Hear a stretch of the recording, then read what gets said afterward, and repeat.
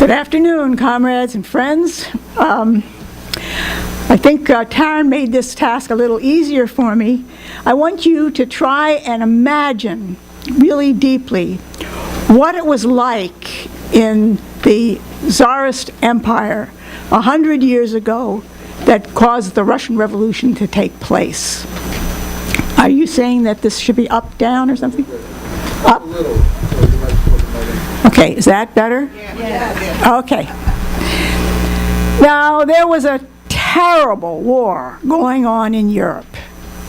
It was the first one that could truly be called a world war because 32 capitalist countries were involved. The U.S. joined the war late on the side of Britain, France, Italy, and Belgium, all of them colonial powers, as well as Tsarist Russia and Japan. And they were known as the Allies. And on the other side were what was called the Central Powers: Germany, Austria-Hungary, Turkey, and Bulgaria. They didn't have many colonies. And that's what that war was about. Who would get to super exploit the masses of people in Asia, Africa, and Latin America? So tens of millions of people, working people, were dying in Europe, both soldiers and civilians. It was a horrendous bloodbath on behalf of the ruling classes, and it seemed like it would go on forever. And then something totally unexpected happened in Russia, the poorest and most underdeveloped of all the countries in that war. The people rose up and overthrew the government that had pushed them into this unbelievable slaughter. Actually, there were two revolutions in Russia that year, one in February and the other in October by their calendar, November by ours. The one in February was touched off by massive demonstrations of women textile workers. It led to an end to Tsarist rule and the setting up of a bourgeois capitalist democracy. The old repressive Tsarist police were gone, and organizations of the workers, the peasants, the soldiers, which had been illegal, could now meet openly in their Soviets, which isn't just the Russian word for councils. And at those meetings, they would debate everything and set out a course of action. But more than anything else, what they wanted was an end to the war, Russia's participation in the war. But this capitalist government that was set up after the February Revolution was weak, and it didn't change anything fundamental. It kept Russia in the war, sending soldiers and sailors to the front to die. Why? Because the Russian capitalist class wanted its share of the spoils of war, and they would let the people be slaughtered for that. And at the same time, those workers and peasants who hadn't been drafted to fight continued to be worked half to death in the fields and the factories to enrich the bosses and landlords. So what happened in those few months between the two revolutions? Well, the Soviets kept moving to the left, electing more and more deputies who represented the Bolshevik Party, Lenin's party. Meanwhile, the provisional bourgeois government was making concessions to the old regime. So, in November came a second revolution, the one we are celebrating today. Armed workers and soldiers took over the palaces and declared a government of the Soviets. It was a wake-up call to the ruling classes everywhere. They were shocked, just as if an electric current had run through them. Who were these Bolsheviks who led this revolution? How could it be that impoverished workers and illiterate peasants who flocked to that party believed that they could run this big country?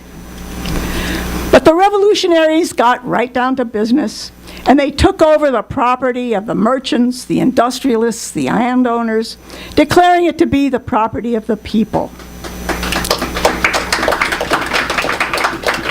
And they pulled Russia out of the World War, even though it meant yielding territory to Germany, temporarily, because they later won it back. Well, the howls from the ruling classes all over the capitalist world turned to screams of rage. Workers in other countries, who had also been forced to fight each other in the war, which was still going on, heard about what was happening in Russia. Some got the idea that maybe we can do it too. There were several uprisings led by communists in other European countries, but they were all defeated. The revolution was also spreading from the Russian part of the Tsarist Empire to the other nationalities and regions that were held under the sway of Tsardom. The people spoke many languages. Some were Europeans, some were Asians, but they came together as comrades in the struggle against their oppressors. So the imperialist powers had to act fast. In 1918, less than a year after the revolution, 14 imperialist countries, including the United States, sent armies to try and crush the revolution. They fought against the revolution for 2 years.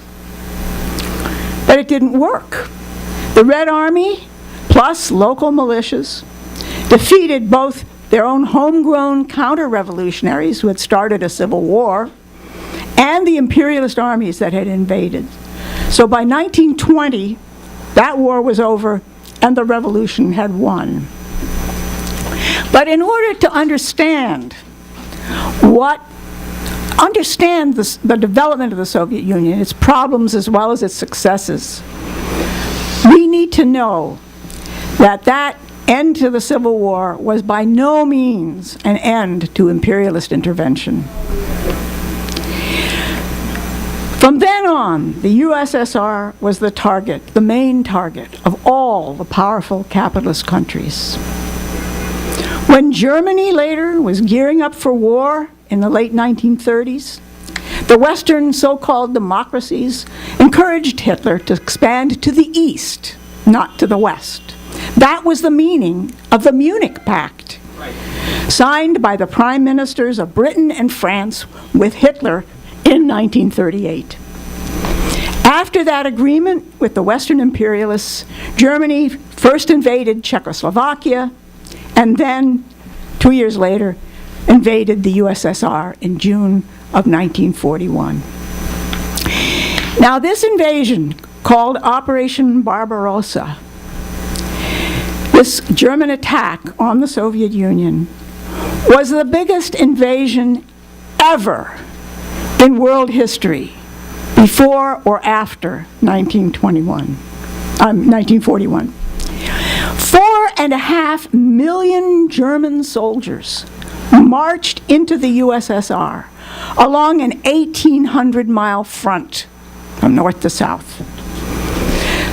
The fascist imperialists killed some 25 million Soviet people in World War II. But when it was finally over, it was the Soviet Red Army, not the US or Britain or France, that pushed the Nazis out of Eastern Europe, captured Berlin, tore down the swastika, and hung a red flag on top of the Reichstag.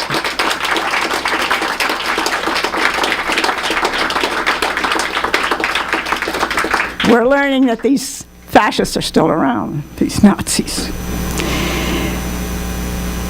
Did the USSR then have time to rebuild after the terrible devastation of World War II? Not really. Just 1 year later, in 1946, the US and Britain officially began the Cold War, which lasted until the breakup of the Soviet Union. We are celebrating the great Bolshevik Revolution today, even though there is no longer a Soviet Union. When it disintegrated in 1991, many in the left movement here were stunned, and they abandoned Marxism and Leninism. Our party did not. We never had a utopian view of the Soviet Union.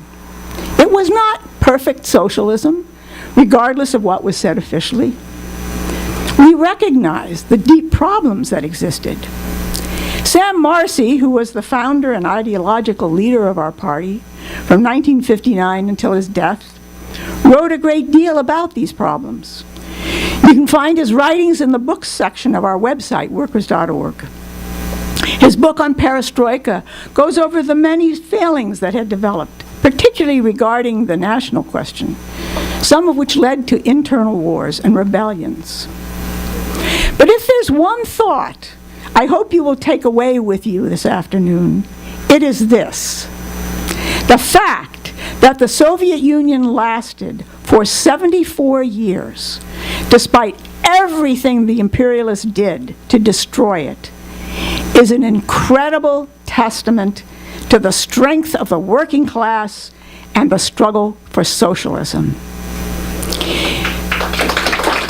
It proved beyond the shadow of a doubt that a state based upon the working class and the formerly oppressed peoples, with a planned economy, is vastly superior to capitalism, even if its development has been distorted and concessions made to the class enemies.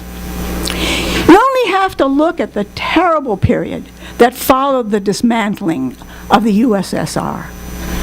The workers of all the nationalities, especially, I think, in what had formerly been oppressed by Tsarism, they suffered terribly as the state-owned enterprises were gobbled up by both corrupt party officials and but mainly by the imperialists.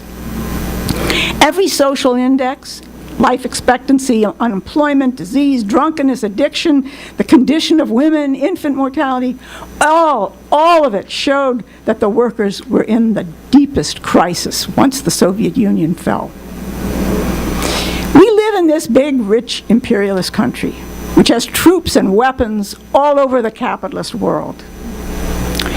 But we need to think very seriously about what the USSR had to go through. The last time a war was fought on our soil was the Civil War. It lasted just 4 years. 620,000 people died, and the whole country was traumatized. The war ended slavery, but it didn't end white supremacy, as we all know. And the winners of that war, the industrialists and bankers of the North, went on to become rich imperialists who then exploited the whole world. By contrast, the USSR was at war not for just 4 years, but for almost its entire existence. World War I, the Civil War, the imperialist intervention during the 20s, World War II, and then 45 years of the Cold War, which forced the Soviet government to spend billions on defense. The only breathing space it got, really, was when the capitalist world was plunged into the Great Depression. That's when the USSR started to forge ahead with its 5-year plans, its industrialization, and its collectivization of agriculture. In the very early years of the revolution, the Bolsheviks had gotten rid of the repressive Tsarist laws that kept women in bondage. The Soviet Union was the very first country in the world to make divorce as well as abortion available and free on demand. It organized laundries, cafeterias, and childcare so women could be freed from household drudgery. It also was the first country to abolish the laws criminalizing same-sex love. But later in the 1930s, some of the giant steps forward that had been taken at the beginning of the revolution were pulled back, not all the way, but partly back. Laws were passed, again, making sexual relations between men, not women, illegal, which was the norm at that time in all the capitalist countries. It became harder to get a divorce. Legal abortions were available only when the mother's life was in danger. Again, like capitalist laws. That happened in the mid-30s. However, women continued to get much more assistance from the state in child rearing, education, and job training than in much richer imperialist countries. By the 70s, 70% of the doctors in the USSR were women. The first female astronaut, as you know, was a woman up in space. We must also remember that even while it was struggling to build up its economy after severe underdevelopment and wartime destruction, the USSR was giving aid to countries fighting imperialism. In supporting the Cuban Revolution, it went as far as a military confrontation with the US, the so-called missile crisis, which ended when the Kennedy administration agreed not to invade Cuba again, which they had already done once and lost. The USSR aided the liberation movements in Angola, Mozambique, Zimbabwe, Namibia, and South Africa. It helped the Ethiopian Revolution. I was there, I saw it.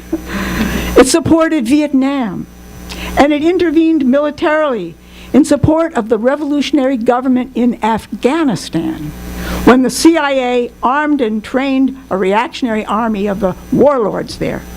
Yes, Afghanistan had a very progressive government in the 1980s. And look at what the US did to it. For the first 31 years of its existence, the Soviet Union had stood alone as the only country in the world attempting to build socialism. Then, in 1948, the Democratic People's Republic of Korea was founded, followed 1 year later by People's China.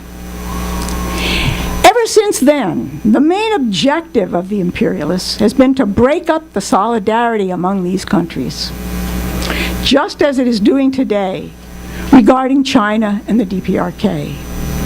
It uses the carrot, but mostly the stick, the very big stick of threatening nuclear war, and not for the first time. We pay tribute to the Russian Revolution today, fully recognizing all the great difficulties that wore down the party and the peoples. It was the first socialist revolution to succeed and take power and hold it. And like the first airplane invented by the Wright brothers, it eventually crashed. But taking a scientific approach to social development is for us just as important as the science of aerodynamics was to Orville and Wilbur Wright. When their plane crashed, they didn't conclude that flight was impossible. They studied the reasons for it and built a better plane. The Russian Revolution happened when the imperialists were at each other's throats in a great world war. But imperialism as a system was at that time in a period of great growth. It brought new technology to the whole world. But why? In order to dominate and exploit the millions of people it oppressed, in order to further enrich a tiny class of billionaires. Now, that system is choking on its own productivity. It is daily eliminating millions of jobs, even as profits soar. In this country, it can't even build a decent transportation system, let alone make housing available to the working class. And the politicians created and trained by the billionaire class are trying to take away what few reforms have been won, even as the gap between rich and poor is greater than ever. These are all symptoms of a capitalist system in decline, hated the world over. Look at the UN vote on the US blockade of socialist Cuba. 100 countries against the US, just the US and Israel for it. That's how hated it is, and if you read the speeches of the delegates, they're pretty strong. The relative stability of capitalism that followed two imperialist world wars is cracking up. Movements have arisen to challenge racism and police repression. attacks on immigrants, the destruction of the environment, all products of capitalism, which has become a dirty word. As revolutionaries, we know that all this can only be truly changed when the workers and oppressed people take the power into their own hands, as happened in Russia in 1917. The U.S. has been the greatest obstacle to world revolution and the building of socialism since 1917. Now, progressives in this country have the greatest opportunity to organize the struggle against capitalism, the greatest opportunity since the Depression. It's what the oppressed of the world have long been hoping for. For when U.S. imperialism is torn down, the long nightmare of capitalist wars, racism, and exploitation will end, and all humanity will be the winner.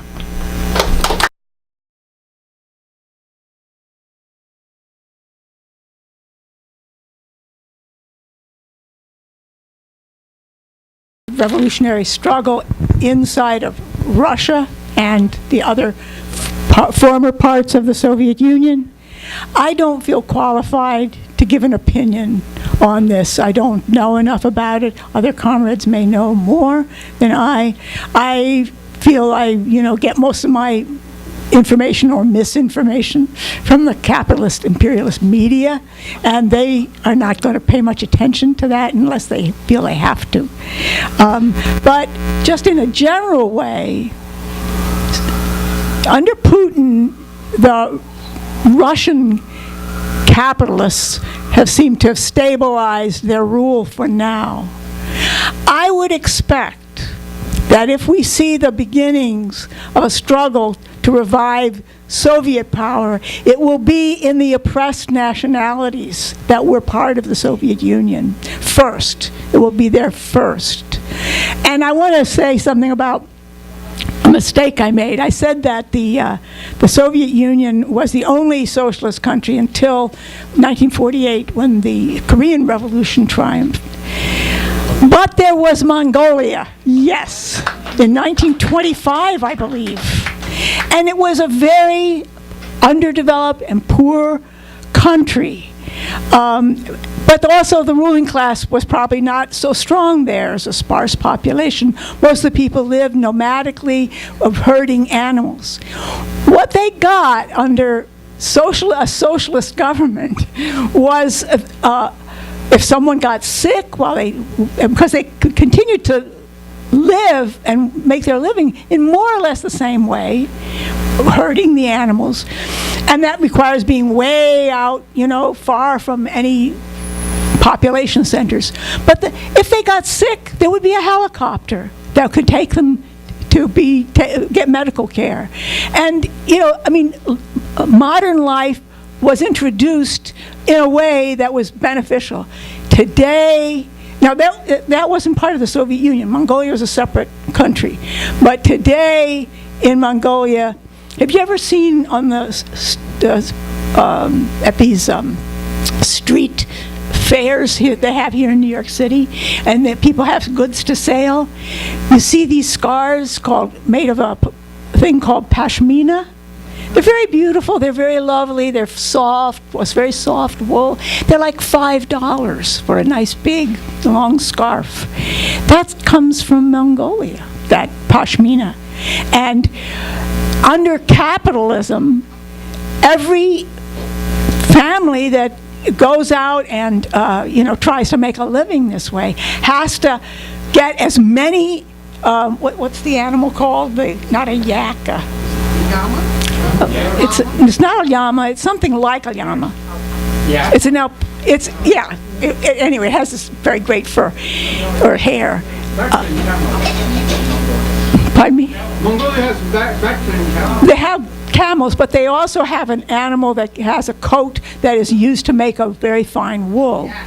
So now, in order to stay alive, the people who do this kind of work have to increase their herd. And the whole area has become overgrazed, and the soil is blowing away, and it's a big ecological disaster. That's what capitalism has brought. And I'm sure the people there are very aware of this, and they're probably trying to think, what can we do? So I think that in many parts of the former Soviet Union, there is a lot of opposition, but capitalism is stronger in Russia because that was the center of the early capitalist development. I also wanted to say something about Sam Marcy and tell you a little bit about him, because he was born in Ukraine. He was born in Ukraine around 1910, I believe. His father, shortly after, left. He was born in one of these tiny Jewish villages called a shtetl that were periodically raided by the Cossacks, who would come and they would do terrible things. And so, people wanted to leave, and his father left around 1912 or so and went to the United States, and it took him years to get enough money to bring the family over. So Sam actually was brought to the United States around 1918. It was after the revolution.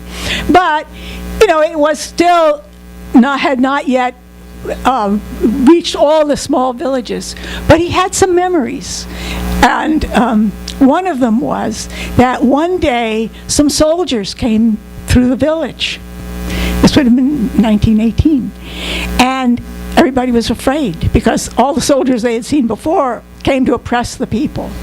But these soldiers were just sitting there, and he and his brother, was a little bit older than he, went and looked at these guys and thought, what's going on? So then his brother sort of bravely went up to them and started a conversation.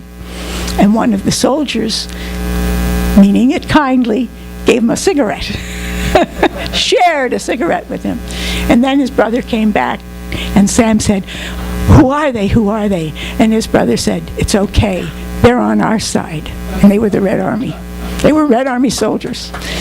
So he had very deep in him an understanding of what the ordinary people had went through in the Tsarist period. When his mother left with him, they had to escape, really. He was wearing a flour sack dress, that, a thing like a dress that his mother had made from a flour sack. They ran across the ice. They were chased. He lost a shoe in the snow. This was part of his early childhood, And then they got to the United States, and he eventually, he grew up here, but he never forgot what it was like to be an oppressed person living under Tsarism, and his feelings about the revolution were very deep. But I will also tell you this, that he was in a youth group that was close to the Communist Party in the 1930s when he was still a student. And he didn't join the Communist Party, not because he wasn't for communism, but it was because of the terrible defeat in Germany of the left and the rise of Hitler to power. And he fully expected that there would be an enormous amount of discussion within the Communist Party as to why this could have happened when the majority of the workers were either voting for the Communists or the Social Democrats, not for Hitler's party. And there was no discussion. There was no discussion. And that really made him think very deeply about what he wanted to do politically, because he felt that this was an enormously important defeat and that there had to be an understanding of what had gone wrong. Hitler was, as I said, he didn't have a majority. The Social Democrats and the Communists together would have had a majority if they had blocked. Now, the Social Democratic leadership were really terrible. But there were a lot of workers. A lot of German workers were behind the Social Democrats at that time. And the Communists, if they had made a block, it could have stalled at least for a while. Hitler being able to get into the seat of becoming the chancellor, having his hands on state power. But that didn't happen.